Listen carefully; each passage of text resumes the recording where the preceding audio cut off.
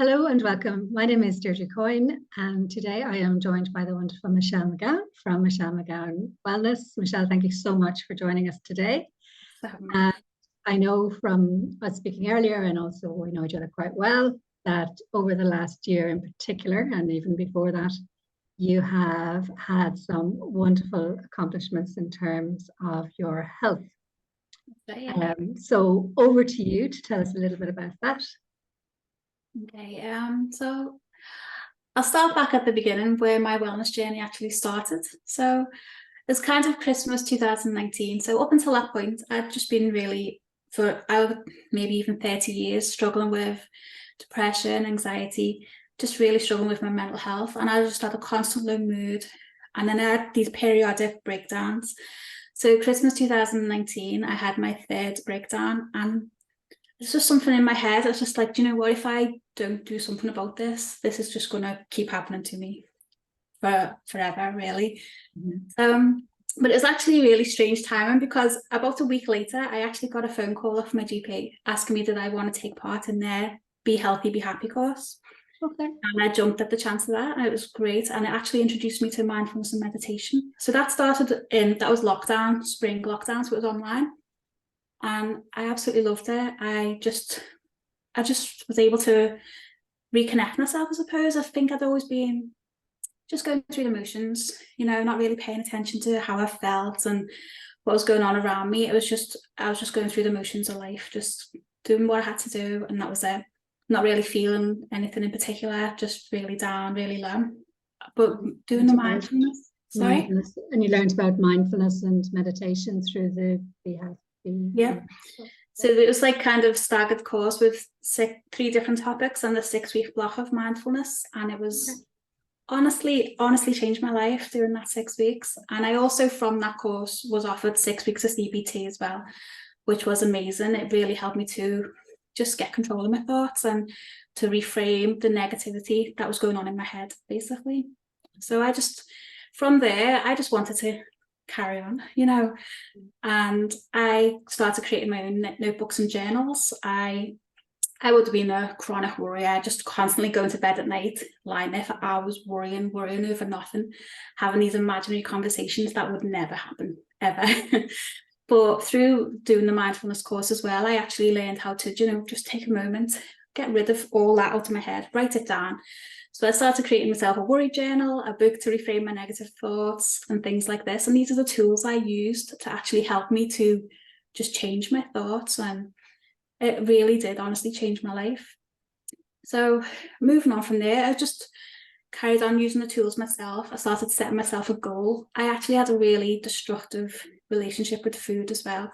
I was binge eating. There was periods of bulimia as well when I was at times of grief, but it was predominantly binge eating for 30 plus years.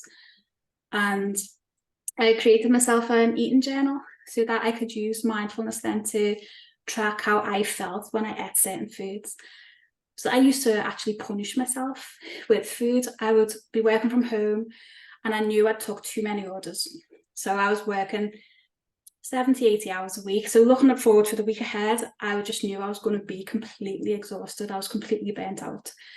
And I used to really berate myself, call myself all these horrible names and say, this is your fault. You are not eating till you get this work done. So then I would starve myself all day. And then at night, I was so hungry, I would just demolish anything in sight. I was just shoveling in all this junk food. Whenever I created the eating journal then, it was just more taking that step back, taking a moment, just thinking, how does this make me feel? So I was able to kind of judge what foods made me feel good, what foods made me feel like inside. And I just came to this point where I thought, I don't want to feel rubbish. I want to eat what makes me feel good. And I just naturally stopped eating the foods that made me feel rubbish inside. And it was such a really great tool because it helped me change my diet, change my lifestyle completely. I just cut out all the junk. Didn't want to eat it anymore. I just didn't want to eat it anymore. Whereas before, I can't remember how many times I joined this particular slimming club. I won't say the name. It must have been 4 or 5 times every year for about 6 weeks at a time for about 10 years. I was joining this slimming club. It is that cycle, isn't it? Yeah, Just that definitely. binge, restrict, be good, and then sort of, and as we have, as you know, with the eating freely, it's that, nourishing ourselves or punishing ourselves. And it sounds like there's a lot of that cycle that was happening for you.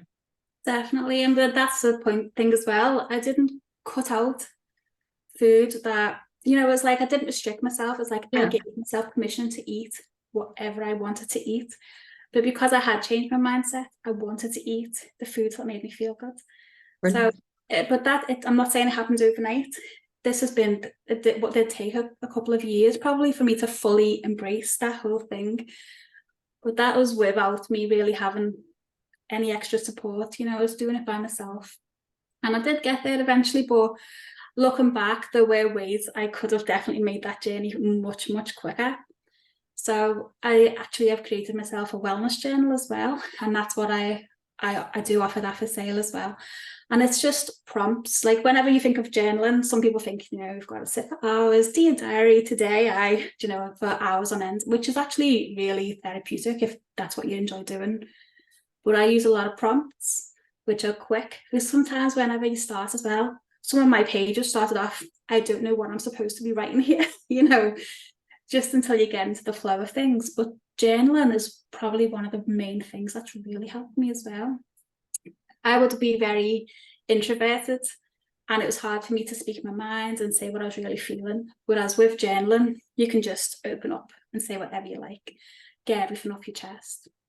Would you ever have typed an angry message? You think, I'm going to tell everyone on Facebook, I'm going to post this and I'm going to do this. And you type out this big lengthy post, but then you think, oh, actually, I'm not going to post that, because just getting all that out of you has made you feel better. And that's what journaling is. Get it all out of your head. And the journals that you have produced, so the wellness journal, the food journal, I know that you have a wonderful 90-day pathway as well. All of the journals and the resources that you have been built not just from as well as the ones that have helped you, the prompts that have helped you, the wording, but also your qualifications. So I know you've done intuitive eating. I know you've done, your long list of qualifications in terms of the resources for helping with that relationship with food. Yeah, well, once I started using mindfulness as well, it actually made me start looking into myself and thinking, I want to learn more about eating psychology and nutrition and things like that. So I did study that and I gained qualifications for that as well as meditation and mindfulness, because I wanted to fully embrace it for myself and to provide that for other people as well, to help them. And it's the more I learned about nutrition, the more I realized what I was doing to my body, the more I wanted to stop and respect my body as well. So having that knowledge as well, it really made such a difference to me in terms of what I can offer for other people and in terms of what I do for myself. And the health journey that you've been on, and you and I have began speaking and working together over the last maybe 2 years. But even at that stage, when we first met, you had achieved an awful lot of health goals yourself. Yeah. Particularly in the last, so I've, been working closely with you over the last 18 months, 2 years. Tell us a little bit about all that you've achieved in that respect. Well, a lot of it was changing my mindset, reframing my thoughts, and changing my diet for my health and I wanted to be healthier and fitter, and it stopped being obsessive, whereas before it was this obsession. I've got to lose weight, I've got to look this way, that all just disappeared, and I was actually really just happy with myself as I am, but I still wanted to make positive changes to my health. So I actually approached the mindful eating, intuitive eating style of eating, which was great. I reduced my weight by a few stone initially, and then it's just hit this plateau. And it was really frustrating. When you say stone, it was 4. Yeah. But it was really frustrating for me, because I thought, why isn't this weight shifting? I am eating, I was eating really healthy. I was exercising regularly, just stop losing weight. But then just last year, I just thought, you know what? I'm going to run the half marathon this year. So this was around February, March. I had this notion in my head. And I said to my husband, will I run the half marathon? Will I try? And he just thought, initially we said, no, it might be too much. Now, this was maybe 6 months before. The half marathon was in September last year. And I was like, no, come on, let's do it. Let's do it. You can do it. Because he'd done it before, but he'd said, I'm never running again. That's me done. But he said he'd do it for me. So we signed up to the half marathon. I started training in April. Couldn't not run the length of myself. I just as they say around these parts. Yes. Couldn't run for 20 seconds without stopping. But you know, on my 6th training run, I was able to run a mile without stopping. Very, very slowly. I think it took me 20 minutes and a half minutes, 20 and a half minutes, something like that. And that was kind of my pace throughout the training. I kind of found this pace that really worked for me. I was very conscious as well that I was very overweight. I was around 17 stone when I started training for the half marathon. So I bought myself a watch with a heart monitor because I'm also 45 and I thought I've got to keep my heart rate at a good level where it doesn't exceed the maximum beats per minute for my age, and because that would be quite dangerous. So I found a steady pace that was able to extend the distance I was running each week, but maintaining that I was staying in this safe zone for my heart and for my health. And I never thought I would say, but I loved it. Absolutely loved it. So we were going out training every week, and my husband was just saying, you know, I really can't run that slow, but I'm happy to walk. So he walked, and he was absolutely amazing. And so having that extra support was such a bonus for me. But I was also under the supervision of, so I had spoken to my GP, and they said, do you know, it's fine, just take it easy, go for it. And I was also under a GP referral program to my local council gym. So the 2 trainers there as well, who were amazing, and they actually ran a couch to 5K as well. So I kind of trained for the couch to 5K first so I did that before I did the half marathon, basically. Mm-hmm. That gave me 2 extra runs each week to build on my training for the half marathon. And then on the day, I could run 11 and a half. I did 11 and a half the week before. And I thought, I'm going to save the 13 for the day. Mm-hmm. And on the day, it was so hot. Oh, it was really warm. September time. Yeah, but we were having this freak heat wave. So I was actually really happy that I finished it because about 500 people dropped out. So I was like, I did it. And I was last. Me and my husband were both last. And they'd waited for us to cross the finish line, which was just lovely. Because I thought they'd all be away and I'd have to send off for my medal. But the compere came over to us, and as we were running up the last bit, he said, what's your names? And we told him, and he's like, it's Brian and Michelle crossing the finish line. And everyone just started clapping. It was just like, I was like, I loved it. But I did make sure I had spoken to my GP, and it was very safe for me to do that because of my weight, you know, and because I hadn't run before. So, but if anyone wanted to try it, I would say go for it because it was just amazing. And then? Recently, October, November, I've just finished completing my level 4 health coaching diploma as well.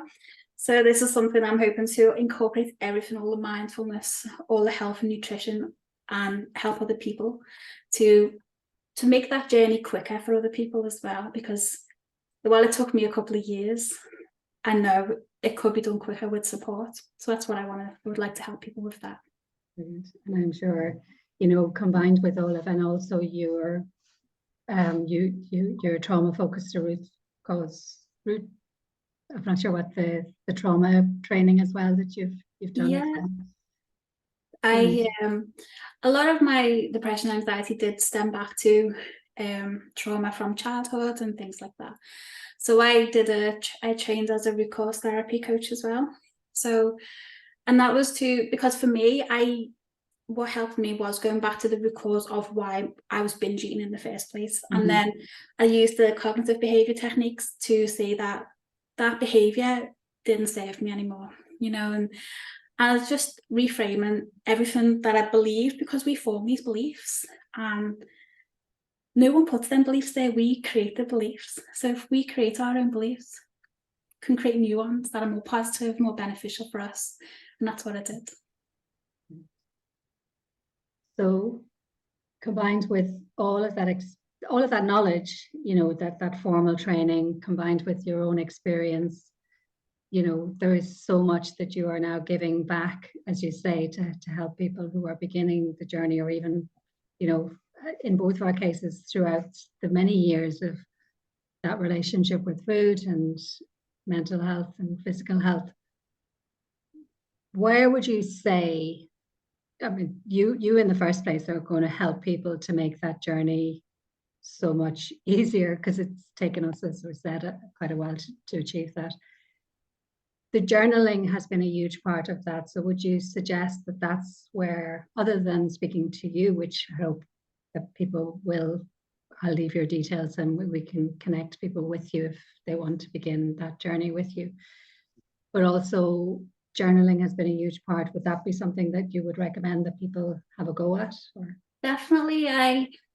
That's one of the reasons I created my wellness journal as well, because it's all broken down into little short pieces, you know, so you don't have to spend hours journaling. You can just use the prompts. There's a page for the day, page for the evening, and you're setting your goals as well. Setting goals was so important for me. So one of the first goals I actually set was I kind of try and put it in the positive rather than the negative. Instead of saying I'm going to stop skipping meals, it was I'm going to eat 3 meals a day, because skipping meals was a huge problem for me. And this is what I did. I just set that goal, and as much as I was working away and I was desperate to not take that break and have a meal, I made myself stop. Do you know, and it does take, it's the habit, it's building up the habit. It can take a while and it does feel like work, but after a while it stops being work. The journaling for me was a crucial part of that, absolutely. So with my wellness journal, for example, you would look at your vision for the future. What is it you want to change? Where do you want to be? Set your goals, and then you would use the pages daily, if possible, to just kind of, you focusing on positive things, focusing on your goal. Brain dump's a good one as well, especially if you've got a lot going on in your head, a lot of worries, a lot of, you know, even if something's annoyed you, get that out on paper, just get it out of your head. And then at the end of your month, you would reflect on everything that you've learned over the previous few weeks. So that's what I was using, and I still actually use now, to just, because it is something that you need to build up, but it does stop becoming work after a time, and then you kind of just automatically do it, you know. And where can we find your journals? Is it on your website? Is that the best place to? Yeah, my website is just Michelle McGowan Wellness, but even if you typed Michelle McGowan and wellness into Amazon search bar, they would all come up. There's a range of different lengths and different covers, so they're all just on there. And I can vouch they are wonderful gifts. Oh, thank you. To yourself, but also a gift to give to somebody.